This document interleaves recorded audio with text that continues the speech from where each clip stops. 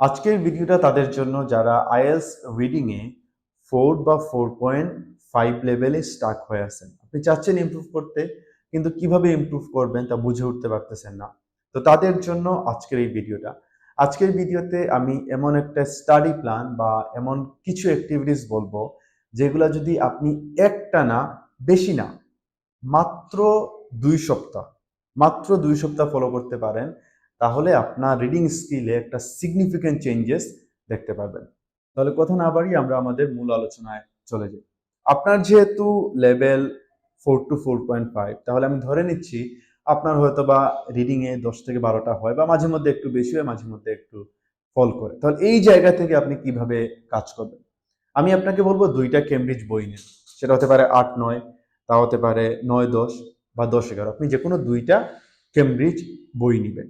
নেয়ার পর আপনি ওই কেমব্রিজগুলা থেকে শুধুমাত্র প্যাসেজ 1টা সলভ করবেন। মনে করুন আপনি 8 এবং 9 নিলেন, তাহলে প্রথমে আপনি 8 নিয়ে কাজ করবেন, এরপরে হচ্ছে আপনি 9 নাম্বার কেমব্রিজ বইয়ে যাবেন। তাহলে প্রথমে আপনি কেমব্রিজ 8 এর টেস্ট 1 এর প্যাসেজ 1টা সলভ করবেন। কিভাবে সলভ করবেন?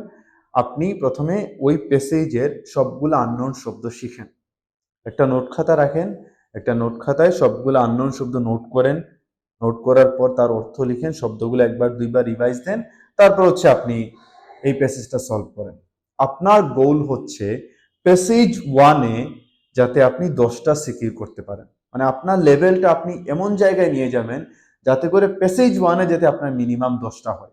কারণ আমরা জানি আইএলটিএস রিডিং এর 3টা প্যাসেজের মধ্যে সবচেয়ে সহজ প্যাসেজটা হচ্ছে প্যাসেজ 1। তো আপ টু দিস পয়েন্ট, যেহেতু আপনার বর্তমানে লেভেল হচ্ছে 4 to 4.5, তাহলে আপনার গোল হচ্ছে প্যাসেজ 1-এ আপনার যাতে 10টা আপনি সিকিউর করতে পারেন। তো জন্য আপনি কিভাবে কাজ করবেন? যেমনটা বললাম, প্রথমে আপনি আননোন শব্দগুলো নোট করেন, অর্থ লিখেন, শব্দগুলো শিখেন, রিভাইজ দেন। এরপরে আপনি হচ্ছে প্যাসেজটা সলভ করেন। আপনার আপাতত টাইমিং নিয়ে চিন্তা করার দরকার নেই, টাইম ম্যানেজমেন্ট নিয়ে আপনার কোনো চিন্তা করার দরকার নেই। আপনি জাস্ট যতক্ষণ লাগে, যদি 1 ঘন্টা লাগে 1 ঘন্টা সময় নিয়ে আপনি প্যাসেজটা সলভ করেন। সলভ করার পরে আপনি এখন দেখেন আপনার কয়টা ভুল হয়েছে। যেহেতু আপনার লেভেল এখন 4 to 4.5, দেখা যাবে একটা প্যাসেজে 13টা কোয়েশন থাকলে আপনার হয়তো বা 4টা-5টা হচ্ছে, বাকিগুলো ভুল যাচ্ছে। এখন আপনি প্রথমে নিজে চেষ্টা করেন যে এই আনসারগুলো এক্সপ্লেনেশন বের করা, যে কেন আপনারটা ভুল হলো, বা কেন তারা যে আনসারটা দিছে তা হচ্ছে সঠিক হলো। যদি এরকম হয় যে আপনি নিজে ঘেটে বের করতে পারতেছেন না, বা আপনি অ্যানালাইজ করতে পারতেছেন না, করতেছেন কিন্তু আপনি বুঝতে পারতেছেন না, তাহলে আপনি প্যাসেজের নাম লিখে গুগলে সার্চ করেন। সার্চ করার পর এখানে দেখবেন এক্সপ্লেনেশন দিয়ে দিছে, খুবই সহজ ইংলিশে এক্সপ্লেনেশন দেয়। এখন ওই গুগল থেকে আপনি এক্সপ্লেনেশনটা বের করে ওইটা পড়েন এবং এর সাথে মিলান, দেখেন যে আপনার আনসারটা কেন ভুল হয়েছে। এই যে কাজটা আপনি করতেছেন, এই জিনিসটা আপনার রিডিং আন্ডারস্ট্যান্ডিংটা বুস্ট করবে। তারপর আপনি যে কাজটা করবেন তা হচ্ছে আপনি ওই প্যাসেজ 1টা আপনি ভালো করে রিডিং করবেন। আপনার যেহেতু লেভেল এখনো 4 to 4.5, দেখা যাবে আপনি যখন পড়া শুরু করবেন অনেক জিনিসই আপনি বুঝতে পারবেন না, হুইচ ইজ ফাইন। কিন্তু আপনি হাল ছেড়ে দিবেন না, না বুঝলে আপনি ধৈর্য নিয়ে একটু কষ্ট করে পড়ার চেষ্টা করেন। আপনি একটা লাইন একবারে বুঝতে পারতেছেন, আপনি 2-3 বার পড়েন। যেহেতু প্যাসেজ সলভ করার আগে আপনি আননোন শব্দগুলো নোট করছেন, আননোন শব্দগুলো শিখছেন, এই যে পড়ার কারণে ওই শব্দগুলো আপনার একবার রিভাইজ দেওয়া হয়ে যাবে, এবং আপনি যেহেতু শব্দগুলো জানেন, আপনার জন্য বোঝাটা একটু হলেও সহজ হবে। তারপরও যদি আপনি বুঝতে না পারেন, আপনি টেকনোলজির হেল্প নিতে পারেন। যেমন গুগল লেন্স নামে একটা সফটওয়্যার আছে, যেটা ইউজ করে আমরা হচ্ছে ট্রান্সলেশনের কাজগুলা করতে পারি। যদি এরকম হয় যে আপনি একেবারে বুঝতে পারতেছেন না, তাহলে গুগল লেন্স সফটওয়্যারটা প্লে স্টোর থেকে ডাউনলোড দেন।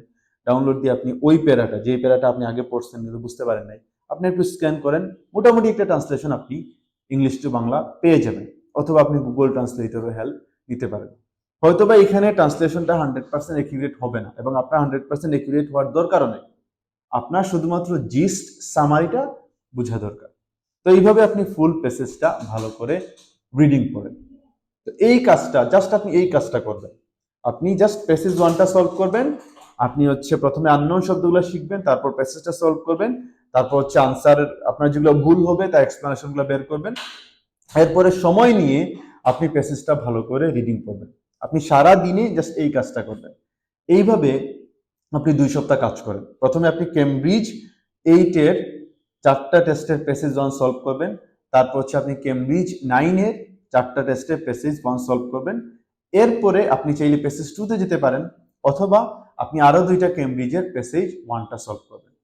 আপনার গোল কি? আপনার এখানে গোল হচ্ছে প্যাসেজ 1 এ যাতে আপনি 10টা এনশিওর করতে পারেন, যে কোনো জায়গা থেকে প্যাসেজ 1 দিলে যাতে আপনার এখানে 10টা হয়। তো আপনি যখন সলভ করতে যাবেন দেখা যাবে আমি যেভাবে বলতেছি অনেক সময় হবে না, বা আপনার আনসার বুস্ট হবে না, এবং এই বিষয়টা কতটা ফ্রাস্ট্রেটিং তা আমি খুব কাছ থেকে দেখছি। I know it can be frustrating, it can be challenging, but give up করা যাবে না। যদি হচ্ছে আমরা একটা জায়গায় যেতে চাই, যদি হচ্ছে আমরা আমাদের স্বপ্নগুলোকে ফুলফিল করতে চাই, এই কষ্টটুকু আমাদেরকে করা লাগবে। যদি আমরা হাল ছেড়ে দিই, we can never be successful. তো ওই জন্য ডিফিকাল্টি ফেস করবেন, চ্যালেঞ্জেস থাকবে, পড়তে গিয়ে দেখবেন যে খুবই বিরক্ত লাগতেছে, মানে পড়ার টেবিলে বসে ধৈর্য হারাই ফেলতেছেন, বা নিজেকে মোটিভেটেড রাখা কষ্টকর হয়ে যাচ্ছে। কিন্তু তখন মনে রাখা লাগবে, যদি হাল ছেড়ে দেন তাহলে নিজের স্বপ্নগুলো স্বপ্নই থেকে যাবে। আর আজকে যদি হাল না ছাড়েন, আজকে যদি একটু লেগে থেকে কিছুদিন পরিশ্রম করেন, আগামী বছর হয়তো বা আপনার স্বপ্নের কোনো দেশে থাকবেন। তো ওই জন্য ডিফিকাল্টিস, স্ট্রাগল থাকবে। যেই জিনিসটা, এটা আমি প্রায় সময় ক্লাসে বলি, যেই জিনিসটা যত বেশি ডিফিকাল্ট, যেই জিনিসটা যত বেশি চ্যালেঞ্জিং, সেই জিনিসটা রিওয়ার্ডটা তত বেশি বড়, তত বেশি গ্রেটার।